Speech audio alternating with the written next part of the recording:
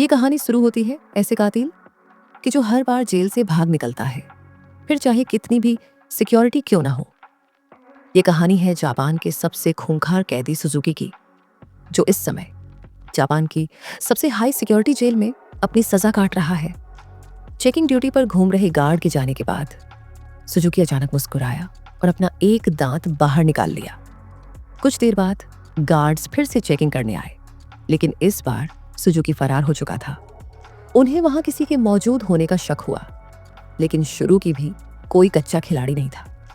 वह बिना आवाज किए रोशनी से बचता हुआ इधर से उधर छुप तारा। जब गार्ड ने आइसोलेशन सेल की दोबारा चेकिंग की तो वह समझ गए कि सुजुकी भाग चुका है। उन्होंने तुरंत बाकी के गार्ड को बुलाया और देखते ही देखते वहां भीड़ इकट्ठा हो गई। जब शुरू की छत से भाग रहा था तो जोर जोर से जेल के सायरन बजने लगे। अचानक जोरदार बारिश शुरू हो गई और हमें पीछे की कहानी दिखाई जाती है। 12 साल पहले कुछ कैदियों को एक जेल में लाया गया था।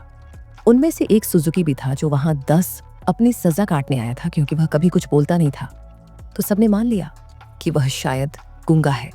उसकी छाती पर माउंट फूजी का उल्टा टैटू भी था। सूजी उस समय भी जेल से भागने के लिए मशहूर था और अब तक 3 बार ऐसा कर चुका था।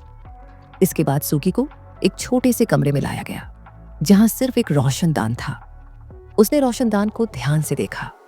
उसके दिमाग में जरूर कुछ चल रहा था। बाहर गार्ड ने जेल के वार्डन मिस्टर कहानी मुरासी कहा कि सुजुकी इस बार तो हरगिज नहीं पाएगा। लेकिन जैसे ही उसने शीशे से देखा, सुजुकी तो पहले ही गायब हो चुका था। वार्डन ने पूरे शहर को घेरने के ऑर्डर दिए ताकि सुजुकी किसी भी हालत में बच ना पाए, लेकिन गार्ड्स ने तो उसे 20 मिनट में पकड़ लिया। पता नहीं क्यों ऊपर सुजुकी ट्रेन की पटरी पर सीधा भागता जा रहा था।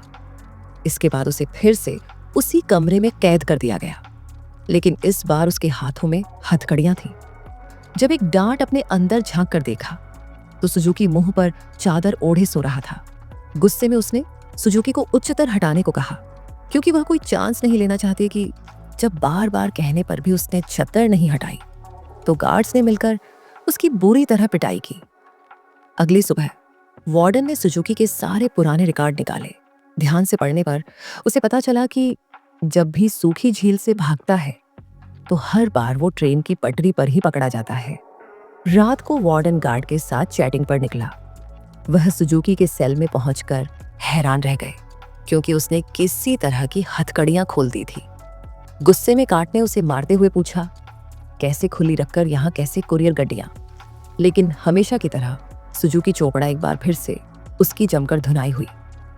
एक दिन सूखी एक छोटी सी तार से खेल रहा था, जिसे किसी तरह छुपाकर वह जेल के अंदर ले आया था। सवाल ये उठता है कि वह इस तार को अंदर लाया कैसे? मुंह में छुपाकर ना घूमे छुपा गए।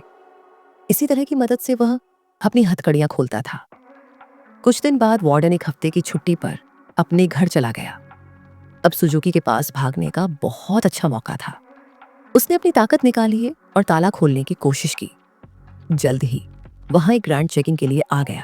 अंधा कर देखा कि सुजुकी फिर से अपना मुंह ढककर सो रहा था, लेकिन इन पालगढ़ बिना कुछ कहे चला गया।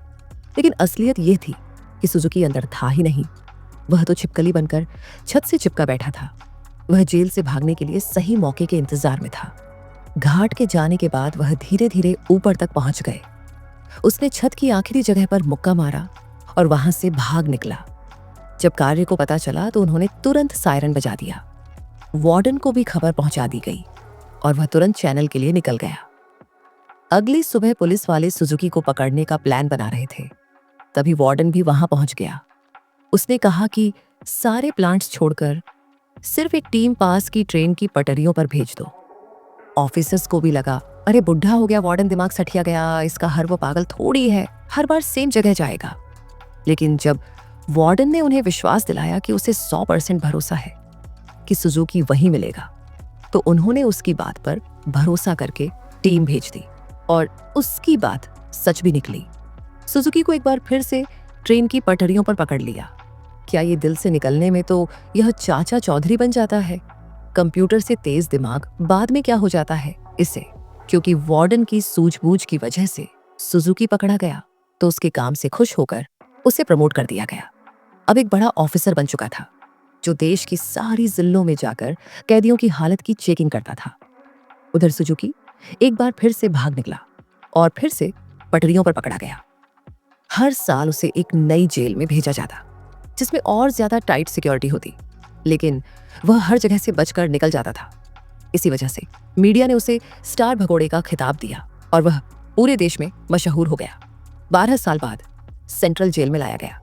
यहाँ वह कड़ी सिक्योरिटी में था, क्योंकि 10 गार्ड सिर्फ उसी पर निगरानी रखने के लिए खड़े थे। उसका कमरा भी पूरी तरह सीमेंट से बना था और दरवाजे पर कई ताले थे। ये वही आइसोलेशन एंड है जो हमने कहानी की शुरुआत में देखा था। डाले जाने के बाद सुजुकी ने चारों ओर नजर दौड़ाई। वह एक बार फिर से भागने की तैयारी में था। एक गार्ड ने खाना लाकर उसके सेल में रखा, लेकिन उस तुम्हारे से पहले ही सुजुकी ने उसे पकड़कर हथकड़ी लगा दी। गार्ड ने तुरंत सीटी बजा दी, जिससे कई और घाट पहुंचे। उन्होंने मार मारकर उसकी बुरी हालत कर दी। होश आने पर सुजुकी ने दरवाजे से गार्ड्स को जाते देखा। उसके चेहरे से खून टपककर लोहे की सलाखों पर गिर रहा था। अगली सुबह गार्ड ने उसकी हथकड़ियों पर कुछ और पेचकस दिए, ताकि इस पर वह ने खोल ना पाए। जाने से पहले वह एक बार फिर से उसके शरीर की थोड़ी मेंटेनेंस करके गए। इसी तरह सुजुकी के दिन बीत रहे थे। वह जानबूझकर घाट से पंगा लेता, वह उसे मार दे, और फिर वह अपना खून लोहे की सलाखों पर झपटा था। एक दिन घाट ने उसे इतना मारा कि उसका दांत टूट कर गिर गया, लेकिन सुजुकी ने उसे उठा लिया और उसे देखकर अजीब तरीके से मुस्कुराने लगा। ऐसा लग रहा था जैसे यह सब उसके प्लान का हिस्सा है। इसके बाद सुजुकी दीवार पर अपने दांत से कुछ बनाने लगा। कुछ हफ्तों बाद सुजुकी ने एक और गार्ड पर हमला कर दिया। इस बार उसे सबसे खतरनाक सजा दी गई। उन्होंने उसे एक लंबी जंजीर से बांधकर उस पर लटका दिया। 1 साल बीत गया और सुनाओ अभी भी सजा काट रहा था। उसकी हालत बहुत बुरी हो चुकी थी। शरीर सड़ने लगा था और उसके घावों पर कीड़े पड़ चुके थे।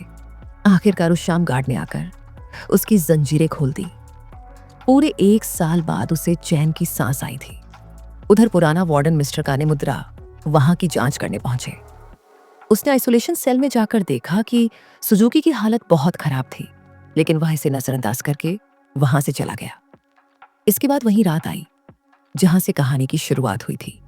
जब बाहर बिजली कड़कने लगी तो सुजुकी ने अपने प्लान को अंजाम दिया। उसने अपना दांत निकाला और हथकड़ियों के पेज खोलने लगा। असल में सुजुकी दीवार पर दांत से कुछ बनाता नहीं था, बल्कि वह तो उसे घिसकर तीखा कर रहा था कि उसके इस्तेमाल से पेंट हो सके। अधिकारियों से आजाद होकर उसने दरवाजे पर जाकर लोहे की सलाखों को धक्का देना शुरू किया। लगातार खून टपकने की वजह से सलाख पर संग लग चुका था। कुछ ही पलों में सलाखें टूट गई और सुजुकी जेल से फरार हो गया। इसके बाद सुजुकी के जन्म की अपने बताई गई उसके पैदा होते ही उसकी मां की मौत हो गई थी और उसका बाप जेल में सड़ रहा था। इसी वजह से वह अपने रिश्तेदारों के घर पर आप एक दिन छुट्टी जंगल में प्रैक्टिस कर रहा था, जो उसे दूर से एक आदमी आता दिखाई दिया। ये कोई और नहीं, उसका बाप था। उन्होंने कुछ समय बातें की और तभी उसने अपने पिता की छाती पर माउंट फूजी का एक टैटू देखा। बदकिस्मती से जल्द ही वहां कुछ पुलिस वाले आ गए जो सुजुकी के पिता को पकड़ना चाहते थे। वह देखकर रेल की पटरी पर सीधा सीधा भागने लगा। इस बहस सुजुकी ने कसम खाई, एक ना एक दिन अपने पिता से जरूर मिलेगा। वर्तमान समय में सुजुकी फरार होकर एक बार फिर से पटरियों पर दौड़ रहा था। मिश्रा ने पुराने पीछे से उसे रुकने के लिए आवाज दी और हैरानी की बात यह थी कि वह रुक भी गया। कुछ ही देर में गार्ड की एक टीम आकर उसे पकड़कर ले गई। देश की सबसे कड़ी सिक्योरिटी की जेल भी सुजुकी को नहीं रोक पाई। इसलिए मिस्टर कहानीमुद्रा ने उसे धरती की सबसे खतरनाक जेल प्रशासन आयल में भेजने के आर्डर दे दी थी। प्रेजेंट ऑनेल किसी मामूली जेल की तरह नहीं थी। वह समंदर के बीचों बीच बनी थी, जहां लगातार तेज बहाव रहता था। और सबसे जरूरी बात, वहां ट्रेन की पटरी तो बिल्कुल नहीं थी, और तो और समंदर शार्क से भरा हुआ था। इसलिए वहां से भागकर बच निकलना एकदम नामुमकिन था। जेल के अंदर के हालात भी इतने ही खतरनाक थे। पूरी जेल में चारों ओर हजारों घाट से, और अगर कोई कैदी भागने की कोशिश करता तो उसे देखते ही गोली मार देने के वोटर्स थे। जब सुजुकी वहां पहुंचा तो उसे तुरंत उसके सेल में बंद कर दिया गया। वह कोई कमरा नहीं बल्कि कुछ रोड थी, जिन्हें सुजुकी के शरीर के आसपास ऐसे जोड़ दिया गया था जिससे भागना तो दूर, वह बिल्कुल भी ना सके। उधर कहानी मुरन है। जेल की लाइब्रेरी में जाकर सुजुकी के बारे में जानकारी निकालने शुरू करती ढूंढने पर उसे कुछ पुरानी फाइल्स मिली जिन्हें वह पढ़ने लगा। उधर जेल में सुजुकी ध्यान लगाकर खड़ा था। हालांकि बाकी लोगों के लिए वहां से भागना नामुमकिन था, लेकिन सुजुकी के दिमाग में कुछ तो खिचड़ी पक रही थी। अचानक उस अपने दोनों कंधों को डिस्लोकेट कर लिया और उस छोटी सी जगह से सिकुड़कर धीरे धीरे बाहर निकलने लगा। एक कैदी ने उसे ऐसा करते देख लिया, लेकिन वह इतना नशे में बंद था कि कुछ बोल नहीं पाया। उधर कहानी मुद्रा अभी भी अपनी रिसर्च कर रहा था कि जेल के सायरन बजने लगे। हालांकि परेशान होने की बजाय जेल वार्डन खुश हो गया, क्योंकि वहां से बचकर निकलने का कोई रास्ता ही नहीं। ऊपर से आज सारे गार्ड्स को एक कैदी को गोली मारने का मौका मिलेगा। मिनट तक पानीपुरा ने उसे समझाने की कोशिश की कि सुजुकी कोई आम कैदी नहीं है, लेकिन वार्डन ने उसकी बात को नजरअंदाज कर दिया। अगली सुबह कई घाट को बंदूक के देखकर पूरे आइलैंड में फैला दिया गया। वार्डन अपने आदमियों को कुछ समझा रहा था कि वह मिश्रा ने मुद्रा गया। उसने वार्डन को बताया कि सुजुकी असल में अपने बाप को ढूंढ आया है, तो इसे साइलेंट पर कैद है। यह सुनकर सब हक्के बक्के रह गए और तभी सुजुकी की असलियत का खुलासा हुआ। असल में अब तक जो भी हुआ वह सब सुजुकी के प्लान का एक हिस्सा था। वह बार बार जेल से भागकर जानबूझकर पकड़ा जाता था कि आखिरकार प्रेजेंट आप तक पहुंच सके। उसका असली मकसद था अपने पिता को आजाद करवाने। आखिरकार सुजुकी अपने पिता से मिला और एक दूसरे को इतने साल बाद देखकर दोनों खूब रोए। बदकिस्मती से मिस्टर कहानी मुद्रा वार्डन और बाकी के गार्ड के साथ वहीं आ रहा था, लेकिन उनके पहुंचने से पहले ही सुजुकी उस बूढ़े आदमी के साथ गायब हो गया।